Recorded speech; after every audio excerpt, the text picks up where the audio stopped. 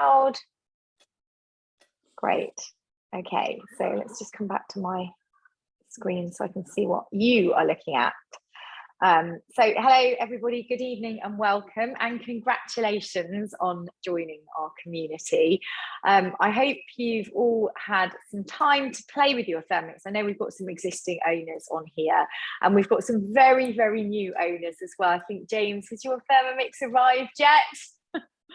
Yeah, mine arrived this morning, so I haven't opened the box. Oh, fantastic. Oh yeah, so this is really good time. Is it out the box? Is it still in the box? Not yet, still in the box. Still in the box. Okay, so I've been out all day, this is good timing. Yeah, brilliant. Okay, so the aim of tonight's session is just to talk you through all the features and functions of the Thermomix. And for you, if you've been using your Thermomix and you've got some questions, just please feel free to ask them. This session is really about you getting the most out of your machine so that you can go off and use it and share it with all your friends as well, because that's what we want to do. We want to create lots and lots of new owners in our community. So hopefully you can see two screens in front of you. You've got the screen where I'm talking, and then I've got a close-up on my Thermomix screen. Please tell us. So you might need to go into speaker view rather than gallery to see that. So if you click on top toolbar, if you're on a computer or a laptop, if you go onto the top toolbar, there should be a view icon, and click speaker view rather than gallery view. And then you should get two screens side by side. So first of all, what I'm going to do is just talk you through the parts of the Thermomix. Okay.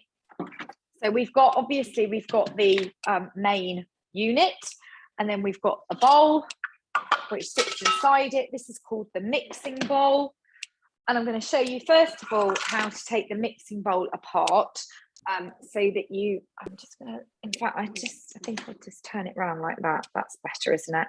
Rather than fiddling with my main one. Right, so I'm going to show you how to take the mixing bowl apart so that you can put it in the dishwasher and get it thoroughly clean. So the way you do that is you turn it upside down. I'll try and do this back to front so you can actually see it. But you've got this little lug over the handle. So just give it a twist like that, and then your blades will drop out. Now you might have noticed that I've just put I put a towel down just to protect the work surface. Because otherwise you don't want the blades dropping out. They're quite heavy, they're quite weighty actually, and making a dent in your lovely work surface. So to put them back together, you take your blade like that, hold it on the top, put it back through the hole inside, then sort of flip it over and put your base on. So this is called the base of the bowl. And then just twist it back to close that lug back onto the handle. So lots of people actually don't realise that these can be dismantled, and they can also, everything can go in the dishwasher. Even this bowl with the metal pins on it. You see the metal pins here? No problem at all going in the dishwasher. But what you just need to do afterwards is give them a little clean, or a little dry rather, with a tea towel, because you don't want any wet water on there when you put the pins into the main housing unit. So that is, oh, what's happened? Oh, I don't want to do that. Let's make sure you're back. Yes, right, I just had a news thing flash up on my phone and tried to get rid of it and then lost you completely. Okay, so then we've got the lid, which I always just line up. I line up this part of the lid with the handle. It just sort of intuitively makes sense to me. You've got the infill to the lid. I'm just going to shut the door because I can hear my children, as they do at this time of night, starting to shout loudly at each other. You've got the infill to the lid, which is called the measuring cup. And it's called a measuring cup because if you look at it, you've got a 50 ml measure sort of to halfway up, and then you've got 100 ml measure up to pretty much the top. So that's actually quite useful to have in itself in the kitchen to hand. And if you just want to measure out, you know, sort of multiples of 100 ml, it just makes it really, really easy. I often, if I'm making like pancake or crepe mixture, I will use this to measure out. I use 80 ml for my large crepes, so I just use this. I've used the Thermomix mixing bowl to make the mixture, so this is already dirty, so I just use this then to measure the mixture into the pan, and it works really well. So these machines are really designed to be kind of almost complete replacements for your kitchen. So they're designed to replace as many items of equipment as necessary in your kitchen. So that will include things like yogurt makers, bread makers, pots and pans, but also, you know, spatulas. It comes with its spatula, measuring cups. The simmering basket can function as a sieve as well. The aroma dish, you can use it as a colander, or you can also use it as a salad dryer. So I will often put my salad leaves in here, or spinach leaves or something like that, rinse them through, and then give them a really good shake off, and that just gets the water out of them. So you know, great when you're traveling, because you don't have to take so many bits of kit with you. You just need to take the Thermomix and all the accessories which fit neatly together. Okay, so that will bring me on to, and for who's just joined me, is it just saw Sarah come in? Is that, it's not Cutty, is it? Just somebody called. Hello, good evening, Sarah. Hi, Sarah, hi. Yes, I'm just making sure you can see two screens in front of you. Go to speaker view, and I've pinned both of my videos, so you should see me, and then you should see what I've got, something directly in front of the screen. No, I can still see you on the side. Oh, can you? If you go to view at the top. Hold on. Are you on a laptop or are you on a phone? No, on my phone. Oh, on a phone. On a phone, you should still be able to do it. I'm just trying to think how you do it on a phone. I can see the machine. Yeah, you can, if you can see it. If you can see it, that's fine. Okay, it's an added bonus if you can see me, see the bits in close up, but don't worry. Okay, right. So we've got then the simmering basket, which sits inside. And I tend to line up the simmering basket. You can see the vents on the front here. They just line up with the spout or the pourer part of the mixing bowl. And the reason for that is when you've got it, and if I just turn that round in your machine, and it's been cooking away, move you back, it's been cooking away, you can then use your spatula. You probably won't have a green one, you've all got black ones. But the idea is you can clip your spatula into the into the hole in the simmering basket. Can you see you've got a little hole there? So that the spatula just slots into that, and then you can lift it. You can lift it out, so you don't have to go in with your fingers and damage them, get them burnt. And then you can also, there's a little recess on the top of the handle, so you can also just rest the cuff part of the spatula on the top part of the handle, and then whatever contents are in your simmering basket will just drain back into the basket. So it's really clever. So you can really see the sort of the German design and engineering element really in action, because everything has been thought through. Apart from my Thermomix is now, because I've talked for too long without actually doing anything to it, it's switching itself off. Okay, so that is the simmering basket. Just want to switch it back on again. Have you all got, what colour Thermomixes have you got? Pop them in the chat. Who's got white? Who's got black? Who'd like a black one if they've only got a white one? Have to be quick because they're only available until the end of March.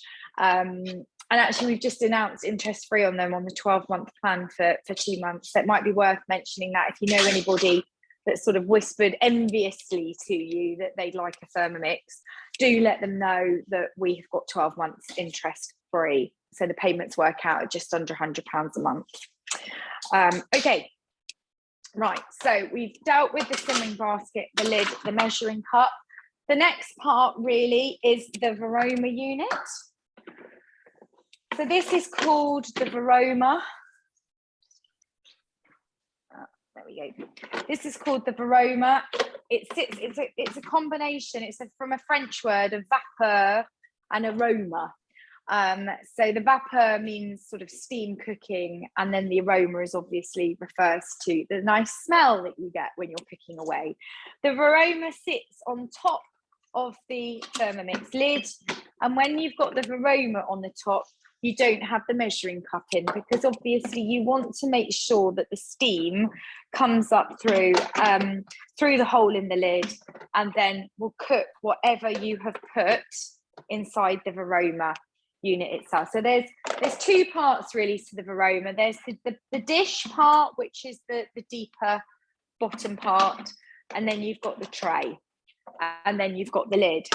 And actually what can be quite useful if you are ordering yourself extra accessories, or anything else that you fancy on the website, is getting hold of a second lid, because that's really useful when the Varoma's been cooking away and you want to take it off. Having a lid that you can just pop the whole unit onto acts to catch all the water underneath and all the drips. So that is really, really handy. I mean, you can, of course, take the lid off that's just been in use and put it underneath, but then your food will cool down quite quickly. So it is useful to have that second lid. Yours won't be clear. These are old style ones. The new ones are black. It is useful to have that second lid just to catch the drips, and then make sure the food is kept warm without you having to use any extra foil or things like that. So in the Varoma unit itself, you can actually, without the tray in, you can actually cook a whole chicken. So I tend to put the chicken breast side down inside here, so that sort of the legs are poking up. And if necessary, you can just snip off with a pair of poultry shears or some very strong kitchen scissors. You can snip off the tips of the legs, which sometimes means you can't get the lid on. But steaming a whole chicken in the Thermomix is brilliant. The meat, the flesh is so succulent and tender. Once you've tried it, you probably won't go back to doing it any other way. And I always get questions about how you get crispy skin afterwards.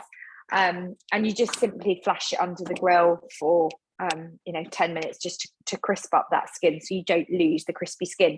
The advantage of steaming a chicken like this is that you will have water in here. You can also put vegetables around it and inside in the simmering basket, but you've got water inside, which means you get all of that. You'll get a litre of chicken stock out, which is absolutely brilliant to use either for gravy or for soups and things. A really key point for people that often confuses them, so if you can see my sort of close up now on my Thermomix screen, is when you are using your Varoma attachment, really you need to be on the Varoma setting on the temperature. So if I just turn that temperature dial all the way round, you will see it says Varoma, and that matches obviously the Varoma accessory that we're using. What are you looking for? The spoon. What spoon? Oh, I don't know, just use one of these. There you go. So you've got 3 dials on the front, which the first one is time, the second one is temperature, and the third dial is the speed. And if you think about the way you cook, it really just is a function of those 3 things: time, how long you cook something for, what sort of temperature, whether it's low, medium or high, and then the speed, whether it's whether you're gently stirring or whether you're whisking. And that's exactly what the settings on the Thermomix capture. So it is really, it's a different way of cooking when it first arrives, slightly different, but actually all it does is, when you think about it, is it mimics those processes that you would be using cooking in a traditional way on a hob. Can you see that clearly, my screen there? Okay, so just remember that if a recipe calls for varoma, then that is how you find the varoma. So you will be turning your temperature dial all the way round until it reaches varoma temperature. Sometimes you can steam at 100 degrees, but really you need to be over that, so you're ensuring you're generating enough steam to cook through what you've got up here, which is usually something like salmon, half side of salmon, some salmon fillets, some chicken breasts, chicken legs, that kind of thing, or vegetables. Okay, so to manually alter the dials on the front of the screen, you just tap on the dial. Whichever dial is highlighted by being enlarged is the one that this silver button on the side of the Thermomix is going to operate. So if you can see I turning that silver button, then my time is going up, and then I turn it in the other direction, the time is going down. Then if I tap the central dial, I'm getting my temperature to go from the sort of the bottom range, which is 3740, which is useful for proving dough and fermenting yogurt, all the way up to in sort of 5-degree increments until you get up to here, which is varoma setting, which is our top setting. So that is just over 120 degrees. The Thermomix will go up to higher temperatures. It will cook higher than that, but it has to be part of a guided recipe. So you can do sugar stages, you can make caramel, for example, and it will saute meat and vegetables, and it will caramelize meat and vegetables. But you would have to follow a guided recipe to do that. You can't do it manually on the dials. So the varoma setting is hot enough to make fudge with, actually. It's not quite hot enough to make caramel. So if you're wanting to make caramel, you need to find the caramel recipe on Cookie Do and then just follow the instructions exactly as it is on the screen. And then our speed dial goes up in sort of 1/2 degree increments, or 1/2 unit, I should say, increments, all the way from gentle stir. So that little icon there that you can see is a gentle stir, looks like a spatula stirring away. And then it will gradually increase in increments of 1/2, all the way down to 10, which sounds like a jet engine taking off when you've got lots of ingredients inside it. If you want to put your blades into reverse at any point, so you'll notice if you look at the blades, you'll see that one side is sharp and then the other side is blunt. So when the blade spin in a clockwise direction, it's the sharp side of the blade that is coming into contact with the food. So it's then doing the chopping, the Thermomix is then doing the chopping and the mincing and the grinding functions. And then on the other side, the blade is thicker, so it's blunt. So when it spins in the anti-clockwise direction and the blunt side's in contact with the food, that's when you get the sort of the gentle stirring effect. So that is what will come on. The blades automatically come into reverse when needed on a guided recipe. But if you are freestyling and doing your own version of, say, something like a risotto, or you're slow cooking, you must remember to put the blades into reverse. And to do that manually, on the speed dial, you've got this little blade icon, and you tap on the screen, and you've got that green reverse arrow that comes on, and then tap off again, and it will just tell you that reverse has been disabled, so that you can just reactivate the clockwise direction of the blades. Now, I would always just double check. It's quite easy to catch this speed screen when you're cooking with your finger. So if you are doing a risotto and it goes into the main cooking part of the risotto, which is sort of like the 12 to 15 minute cook time, after you put the stock in, I would always just double check that green arrow has come up and that you haven't inadvertently knocked it, because it is quite easy to tap it off. Okay, so there are our 3 dials. So time, temperature, and speed. Okay, and the temperature, the other thing to note is that the temperature will not be activated unless you have a time setting set. So that's a really important thing. I'm just going to get that clean, just make sure it's a bit sharper for you. So that's a really important thing to say, actually, that sometimes people have neglected to set the time. They've set the temperature, but nothing has cooked because the cooking doesn't start until you've got a time set on the clock, and that is just a safety feature. Okay, so if I swipe across the screen now, so I'm going to swipe left, and it's going to bring up my functions.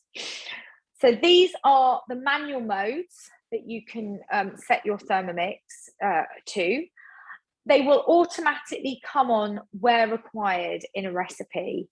So you don't, if you're following guided recipes on Cookie Do, and lots of people start with Cookie Do recipes, then you don't need to worry about where you find the modes. But obviously, if you're freestyling, this is where you find them. So you swipe left across the screen from the home screen.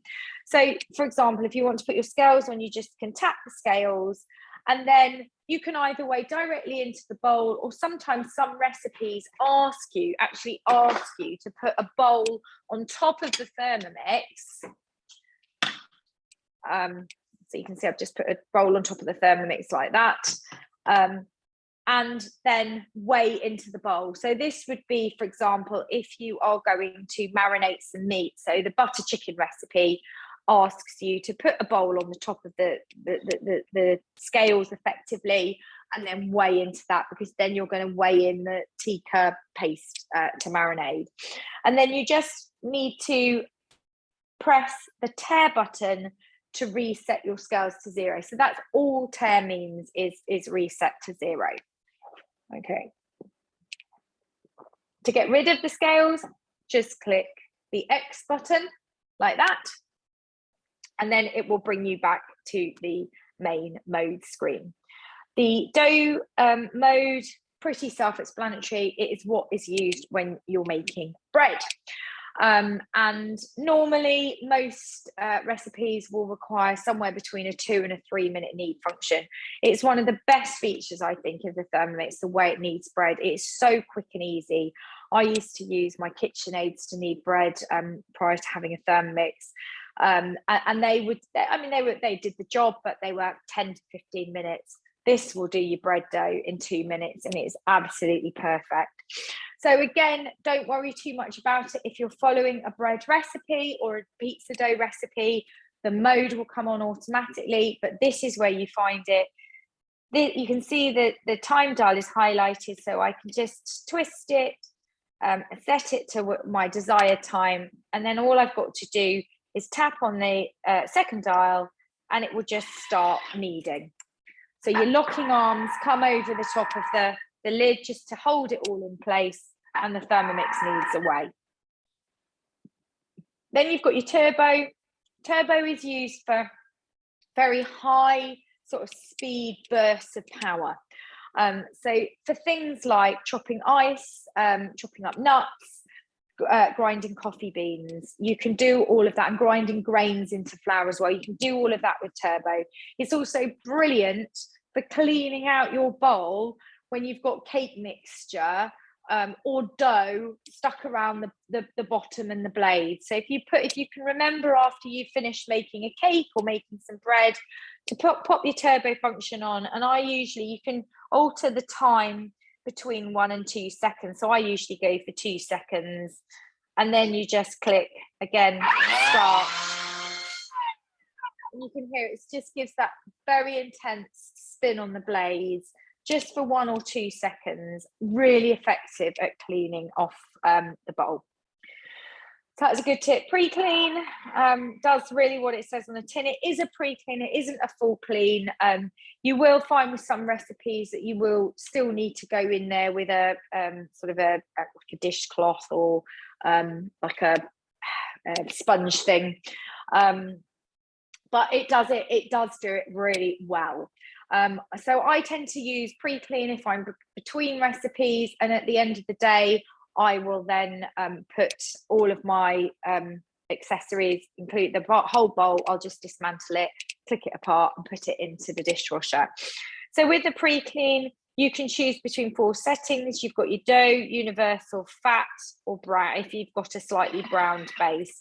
And then depending on which setting that you've used, the Thermomix will run a slightly different program to more effectively clean the bowl. So I just put in probably about half a litre of water. I cover the blades, basically, a couple of drops of washing up liquid. Don't go overboard, otherwise your Thermomix will turn into its very own bubble factory, which we haven't had as Regina, that's okay, no problem at all. Which we haven't got as a use for Thermomix yet, but there we go. I'm determined to get that written into the to the uses for the Thermomix. It will blow you bubbles if you put enough washing up liquid in there. So just remember to put a couple of drops in, and then you can select whichever program that you require. If you haven't got time, they generally take somewhere around 5 minutes because it heats the water up as well. If you put hot water in to start with, it speeds the process up. But if you haven't got time, I tend to just put the water in with a bit of washing up liquid and give it like 20 to 30 seconds on speed 10. That seems to do the trick quite nicely as well. Okay. So let's just come back the other way. Blend sort of does what it says on the tin. You can set the time. It's already automatically preset for 30 seconds, but you can increase the time as well. And then if you tap on the sort of the function dial, then you can change the speed setting between 6.5 and 8. Now, if I'm going to blend, I often just do it on the dials, really. So if I'm going to blend something, to me, that is 30 seconds at speed 10, and I will do it on the home screen on the 3 dials. Okay, so egg boiler, again, quite a fun little function. You must remember to keep your eggs in the fridge if you're going to use the egg boiler function. I mean, you can have them at room temperature. I don't keep my eggs in the fridge, and I reduce the time accordingly. I usually sort of shave a minute or so off of these timings. The idea behind the egg boiler is that you get perfectly cooked eggs, which I know sounds a bit daft because most of us can boil an egg in a saucepan. It is quite difficult to get it spot on, and the Thermomix just takes all the guesswork out of that. So funnily enough, one of my new customers before Christmas was telling her husband about this, and he wasn't that impressed, having heard he was off on tour actually with the military, and he wasn't that impressed, having heard that she'd spent £1,000 on a machine that boiled eggs, apparently. And now he's come back from tour. He's absolutely obsessed with the egg boiler, and he tells everybody that comes round that he's got this amazing machine in his kitchen that will boil eggs to the perfect consistency, and it does obviously a lot of other things as well. And then you've got Kettle Mode. So with the Kettle Mode, you can select which temperature you want to boil water to. Quite useful if you are making some sort of specialist herbal teas or coffees, which don't require you to have the water quite at 100 degrees. Also quite useful to use if you're going to sous vide, because then you can set whatever temperature you need on the sous vide setting and bring the water up to the correct temperature first. But most of us have got kettles in our kitchens, so we're unlikely really to use it on a daily basis as a kettle, but can be quite useful if you're traveling, for example, if you're in a caravan or a motorhome, or you go to Centre Parks or something like that, and you take your Thermomix with you, then you can use it as a kettle as well if need be, if you don't happen to have one of those to hand. Then we've got the warm-up mode. So the warm-up mode really, again, sort of does what it says on the tin. It will warm up your leftovers. I would always recommend using the whisk when you use warm-up mode. It just heats the food up more evenly. The thicken mode, and again, I get asked the question, what sort of temperature do you warm food up to? And I generally would warm up to sort of 75, 80 degrees. Here comes Sarah. Just so that it's safe to consume again. So just make sure you put the whisk in. And when you put the whisk in, as we're talking about the whisk, I'll show this to you now. Just turn that around like that so that you can see it more clearly. So the whisk goes over the top of the blades. And then can you see, I'm just going to give it a little turn. So at the moment it's sort of sitting in the middle of those blades.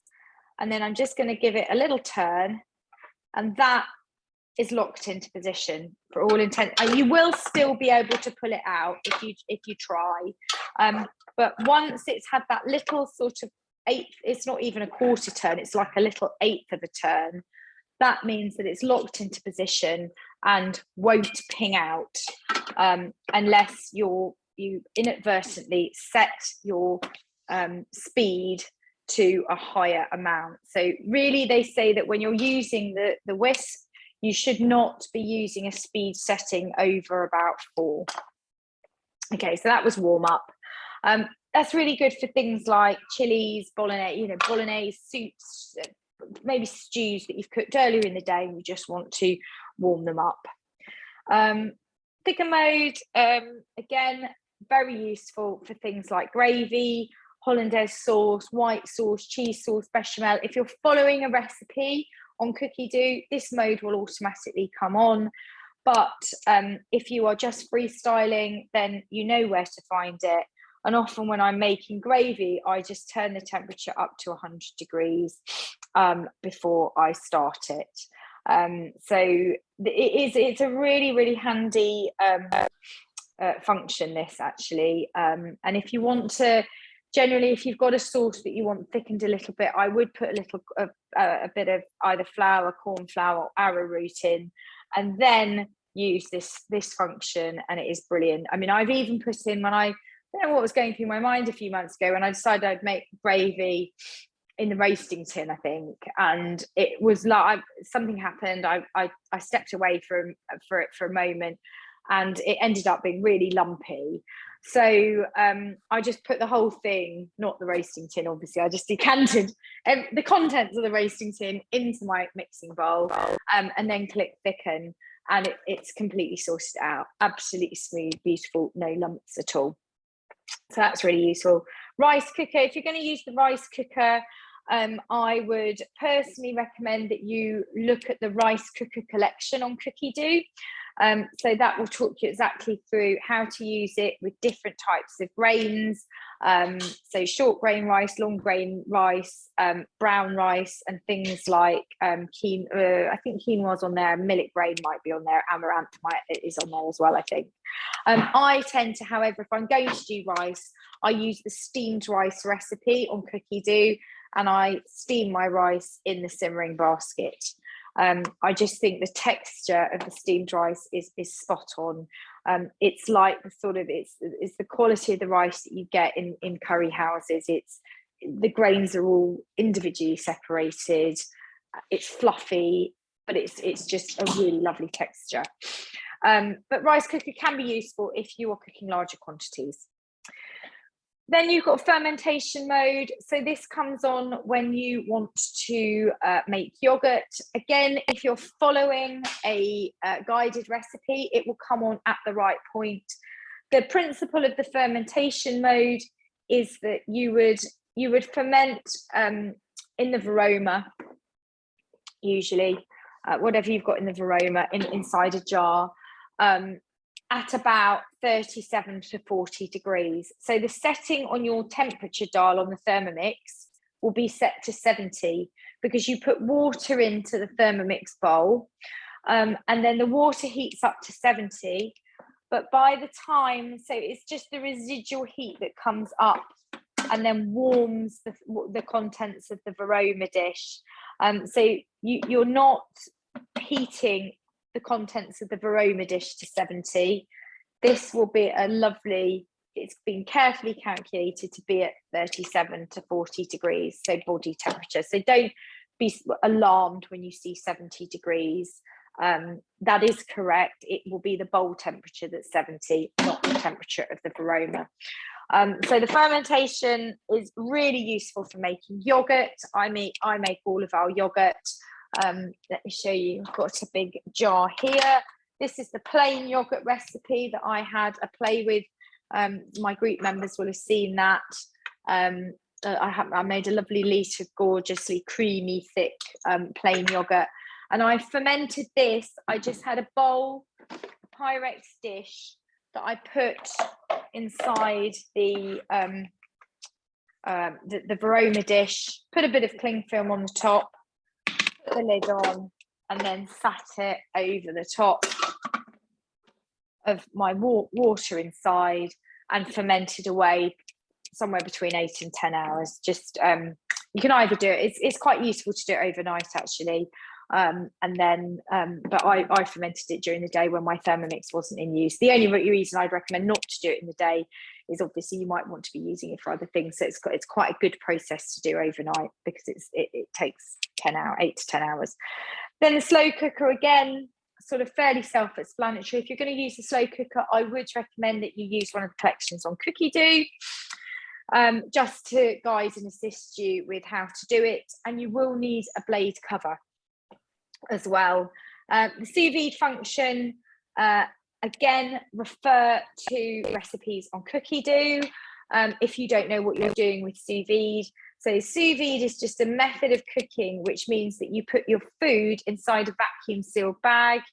You can either use a vacuum sealer machine to make sure you've got the air out of the bag, or you can do something like what's called the water displacement method, where you put your food inside just a Ziploc bag, submerge the contents in a bowl of water, but make sure that you don't get any water inside the Ziploc bag. But what you're doing is using the pressure of the water to expel the air. And once the air has been expelled, when the contents of the bag get submerged in the water, it automatically pushes the air out, and then you can seal it up. You can just put the zip seal across, and then you would, once you've got a vac sealed pouch with whatever you've got inside it, whether that's it's usually some form of protein, so steak or chicken breast or salmon fillets or even egg. You can sous vide scrambled egg and it's delicious.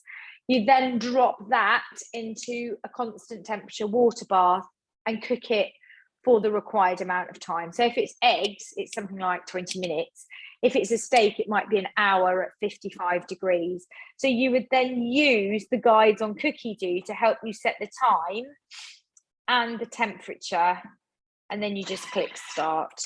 But again, if you're following a guided recipe, all of that is done for you. Okay, so that is the sous vide, and then you've got the peeler function as well. So the peeler will require the peeling blade cover to use it. I don't actually have one. I've lent one of my Thermomix out, and the customer has got both my old blade cover and the peeler, so I can't actually show it to you. But the new blade cover is a stainless steel version. It's got a potato peeler on it, or a root vegetable peeler. It's actually really clever, works really well. You can do about 800 grams of vegetables at a time. What you need to do is put water into your Thermomix bowl. The instructions are all on the screen. You can see you've got the instructions on the screen. So if you don't know quite what you're doing, then just refer to what it tells you on the screen. You put your water in, your root vegetables in, and then it's manually or it's automatically preset to about 4 minutes, and it will just rumble the skins off of those root vegetables. So it works really well with things like potatoes and boiled eggs. Actually, I've not done it with the eggs, but I've heard that it's really successful. So I'm quite excited to try that actually, because I hate trying to peel hard-boiled eggs. I can never get them off very cleanly. But incidentally, if you steam your eggs in the simmering basket rather than use the boiling function on the Thermomix, there is a guided recipe on Cookie Do for boiled eggs, and it uses the simmering basket. And when you steam so effectively you're steaming your eggs, not boiling them, then the shells come off really cleanly. and it's brilliant. So that makes it much easier. But even easier if you've got a contraption or device to do it for you. Okay, so they're all the functions of the main Thermomix. Then we'll have a quick look at Cookie Do. So most of you will have seen, you don't have to press the home button. I've just pressed the home button because it's easier to, sometimes it's just easier to navigate away from the home screen. If you want to search Cookie Do directly on your Thermomix, you can just press that little search icon and then it will connect, and you can put into the search whatever you fancy. So you can put in, I don't know, chicken, like this, chicken. Oh, if you spell it properly, that is. It's because I'm trying to do it like upside down and from the side. Chicken. So let's just press search. And you'll see it will bring up over 1,000 recipes. So you can scroll down, select which one that you want, and then press start cooking.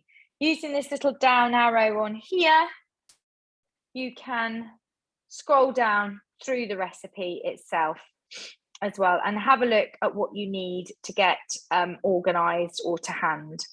Once you're in the recipe, if forever you need to reset yourselves to 0, press tear, and then you'll notice there's 3 dots at the top of the screen. So you've got some options. So you've always got the option to put your scales on. If scales haven't come on for whatever reason, sometimes it just says add a teaspoon or add a tablespoon of oil. Then I often will just put my scales on manually and weigh it in, because a tablespoon weighs about 15 grams and a teaspoon weighs about 5 grams. So it's just a way of being a little bit more precise, and also stopping to having to use extra cutlery and utensils as well, which will require less washing up. Okay.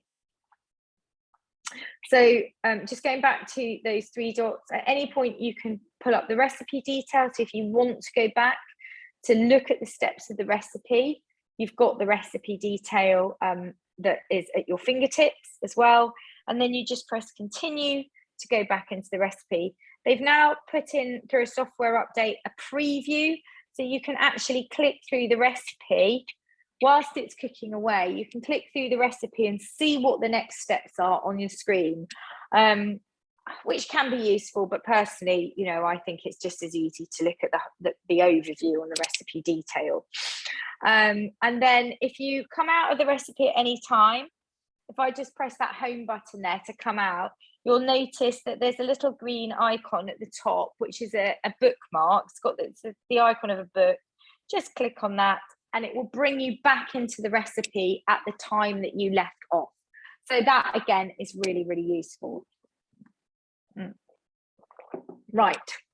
Okay, so the next thing to say is that you can alter the sound setting on your Thermomix, which actually, if you leave it ringing for 15 minutes, might drive you slightly nutty.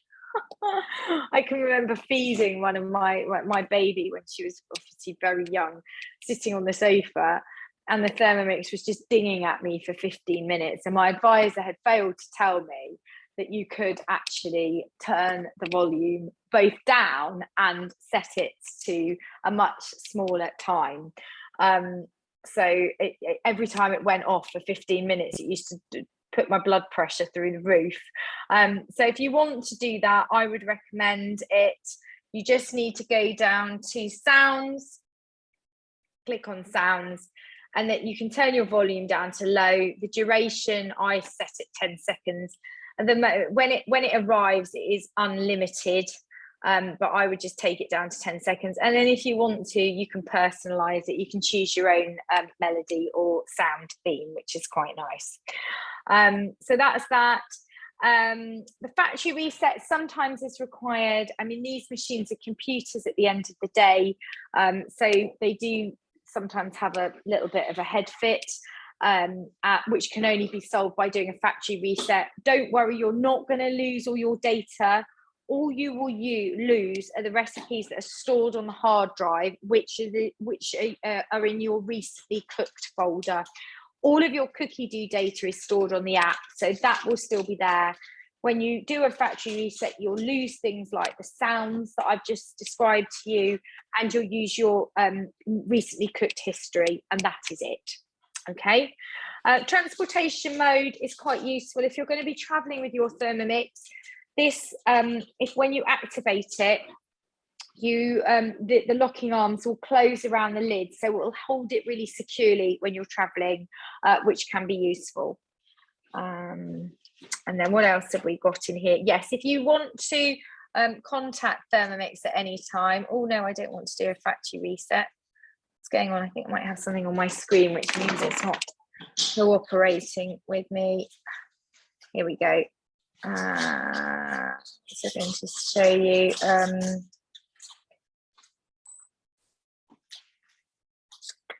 It's not on there actually. I think it's under help.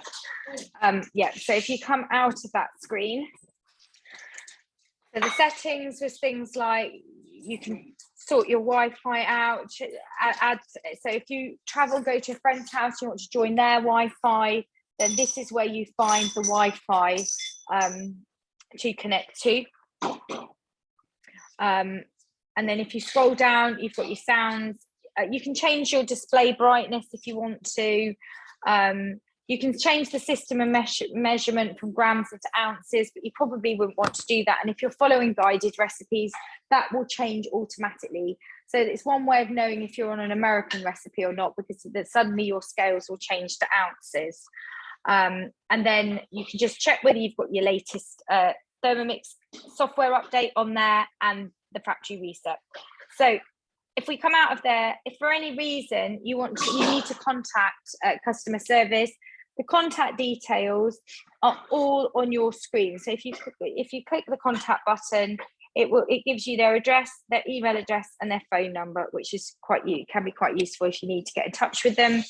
And then you've also got the instruction manual, the Thermomix instruction manual on the screen too, as well. So if you've misplaced that, you've got it at your fingertips. And then just a quick look at the recipes. So the top part of the screen here shows you your cookie dough recipes. I just mentioned the recently cooked history. So these are all the recipes that are stored on the hard drive. And I'm not entirely sure how many you've got access to on the hard drive, but I think it is a good amount, like it may even be more than 1,000. So this can be quite useful if you're going to be away and you don't have access to Wi-Fi. If you click through if you find which recipes you want to cook and just click one step into them, it will automatically put them into your recently cooked history, and then they'll be there for you without you having to connect to Wi-Fi. Okay, so if you go into My Recipes, this is where you'll find your cookie dough folders to your created collections and your saved collections as well.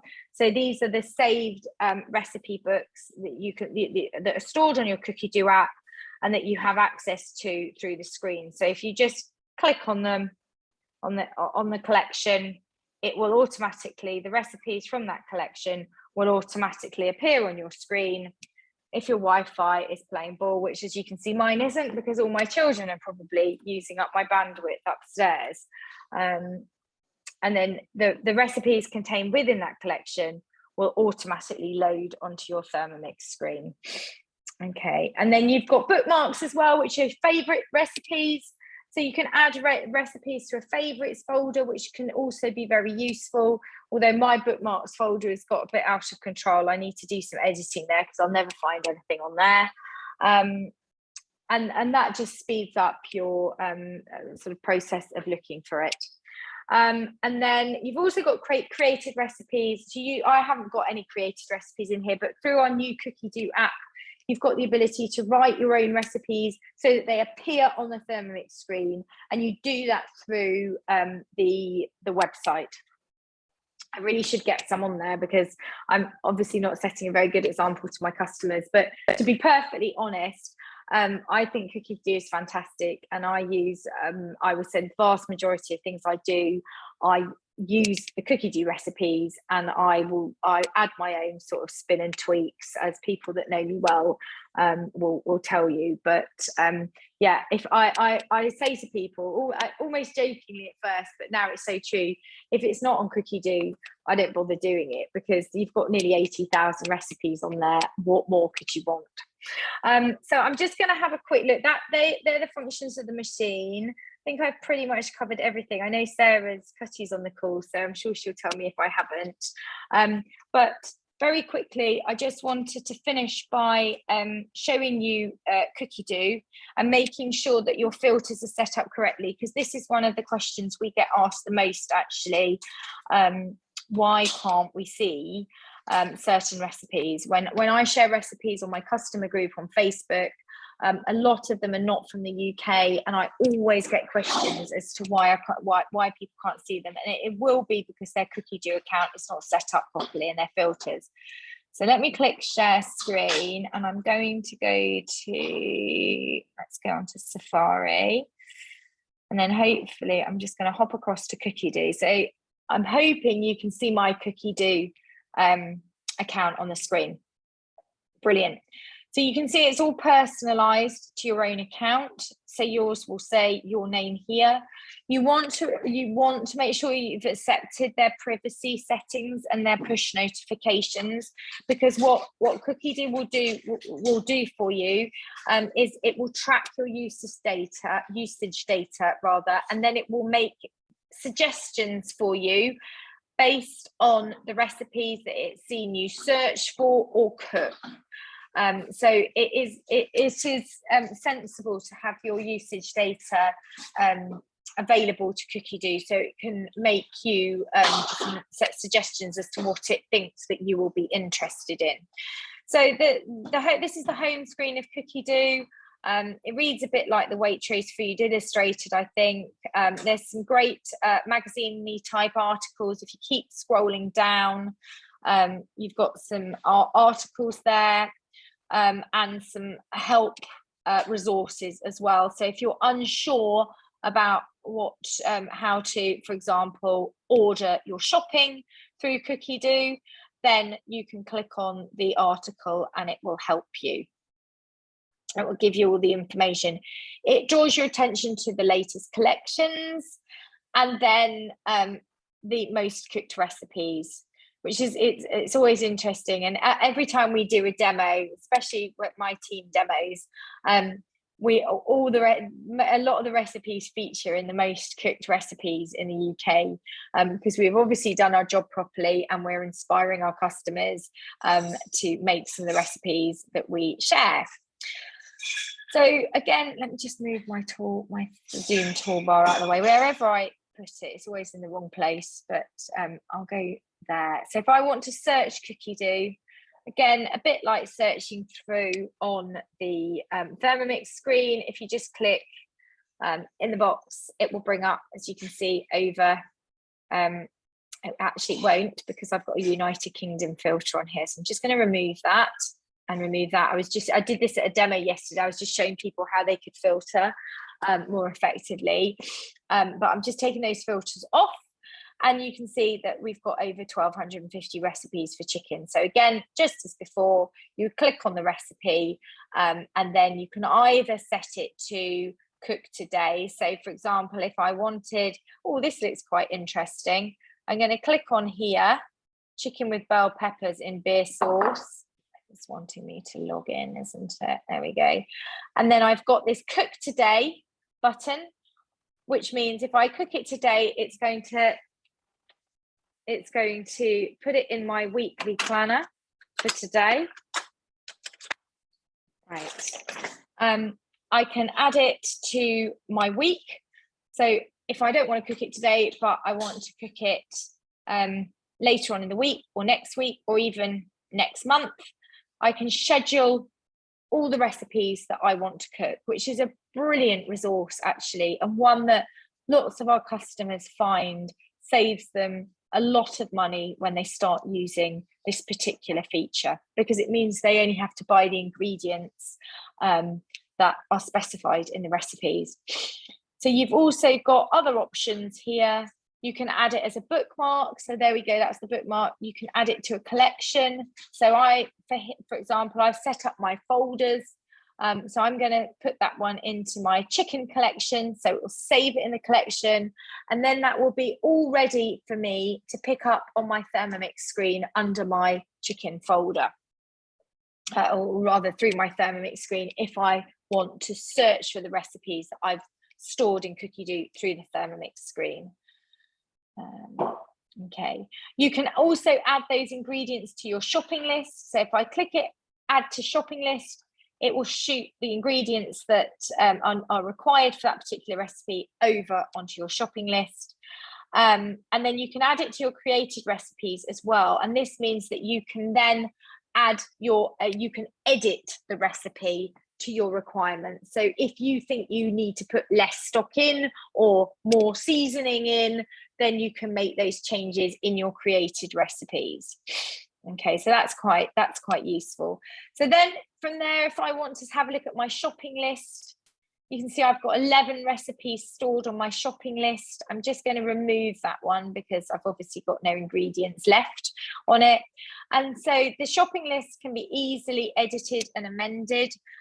If you have got the ingredients in your house, then just simply clicking, can you see that little box on beside the ingredient? If you just click on it, it will remove the item from your shopping list. So I know I've got oil, I know I've got pepper, so I'm just going to be removing them.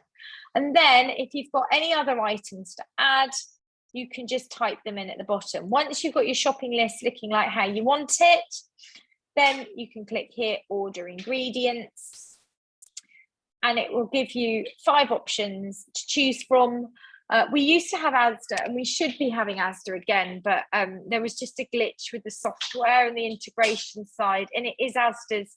It is on Asda's side, not ours, because Tesco had the same issue, but they've come back online and Asda haven't yet. And then you can just compare store prices. So if you just, let's just move my toolbar out of the way. My Zoom toolbar's in the wrong way, so I can't actually use my functions on my screen. So at Sainsbury's, it's going to cost you, that basket's going to cost you £170. If you want to change store, you can just go back and have a look what it would cost you at, for example, Waitrose. So Waitrose are actually a little bit cheaper, and then Tesco's. And then once you're happy, you can swap out any ingredients. Once you're happy, you can just add it to your Tesco cart. And then when you've got your delivery slot booked, then your ingredients will just be integrated and they will be delivered to your door. And then the Thermomix just gets on with cooking them. So that is really quite incredible, actually, to have that resource at your fingertips. And it makes, again, I mean, if you don't do online shopping, you can share your shopping list. So you can send it to somebody, or you can print it off, or you can email it to, your partner or to yourself, so that you've got a copy when you're walking around the shop. But I often just look at recipes as I'm walking around the aisles on the supermarket. And that's why I love having Cookie Do on my phone, actually, because it means if I go off on a whim, as I'm prone to do, and find something I want to cook, then I've always got the recipe to hand, because I can look at it on Cookie Do and find out what ingredients I need. Okay, so let me just move that out of the way again. Let's come out of the shopping list. So if I just have a quick look at my recipes, this is where you'll find, under my recipes, this is where you'll find the recipes that you have saved. Or rather created yourselves. These are the collections that you've created. So here are all my folders. Here are all my folders that I've created. And then these are all the saved collections. And I'll show you how to search for those in a moment. And then if you click on all, you've also got your access to your bookmarks there. My week shows you what you've got planned for your week. I'm not a great planner. I'm quite a spontaneous cook, so you won't find much in my weekly planner, I'm afraid. But again, this is a feature that is loved by our customers and lots of advisors. And it is a feature that, could you be quiet, please? it is a feature that will also save you a lot of money, because it means that you really only have to buy the ingredients that you have got on the recipes you're going to cook on your planner. Right, so if we just go back to the search function, so one thing that some people aren't aware of is that you can also search for collections, not just recipes. You can search for collections. So can you see top left of the screen, you've got a little drop down arrow. You can switch between recipes and collections, and then articles if you want to. So these are all the articles. I mean, there's some lovely things in here on seasonal cooking. So again, you've got a little bit of time. There are some really interesting articles there that will sort of point you in the right direction, some great recipes. If you're searching your collections, what you really need to do is go into your filters. You can see all these collections are coming up in different languages. I think there's about 5,000 of them. There you go. So if you just click on filters and then go down and manually select the English speaking countries. Oh, so this will be, it's because my toolbar's in the way again. Let me move it out of the way. Show all countries or regions. So I'm putting in Australia, Canada don't have many, and mostly the Canadian recipes are just variations on the US ones as well, but I'm going to put in US and UK. So you can see I'm filtering on those languages. And then it will just mean I've got the collections that are relevant to me in English. So I've got over 600 results. And again, I mean, if you do speak other languages, obviously, then add in those collections from those countries too. But that just shows you how to narrow it down slightly. And then the last thing to say on searching and filtering is if you are finding that people are sharing recipes that you cannot see on Cookie Do, that will mean that your filters aren't set up correctly. So what you need to do is go into, I don't know what it looks like on our website. Yeah, there it is. I'm mainly used to using the app and not the website. But if you go onto the app, there is a little chef's icon on the top right-hand side of the screen, and then it will bring up this section that you've got here. Obviously, if you're using the website like I am at the moment, just click in View Profile. And what you want to do is you need to go down to your search filter preferences, click Update Filter, and then scroll down to make sure you've got a tick in the English language box. That will not be automatically ticked. It's something that you will have to manually add in. And then when you keep scrolling down to country, make sure you remove the tick from the United Kingdom box. That will automatically be selected when you subscribe to the cookiedoo.co.uk site. But what you want to do once you've created your Cookie Do account is go into these filters and remove the United Kingdom from the filter and add the English language, and then just make sure that you click save at the end of it. And that will mean that you will find all of those recipes from different countries as well. Let's just come out of there. And then again, if you wanted to, I'm sure that there's anything else I can say. If you do find recipes in other languages, then certain versions of the search engine, so I think if you're in something like Chrome, there is an option on the toolbar up here, usually in Chrome. So if you open Cookie Do in Chrome, you will get a translate button up here, so you can translate recipes that are in a different language, which can be really useful.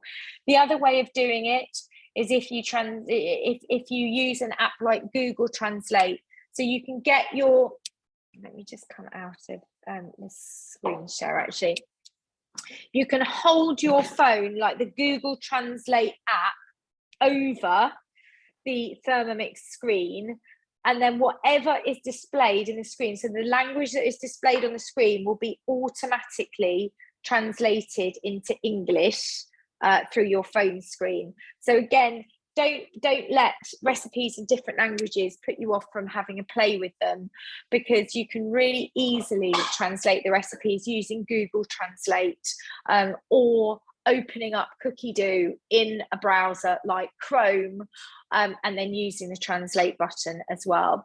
So if you're unsure of either of those, then just go on to my customer group on Facebook. So if you're not already members of the Thermomix Whiz customer group, please do go on to that on Facebook and request to join, because it is a fantastic resource full of support and help and advice and recipe inspiration as well, for new and existing customers.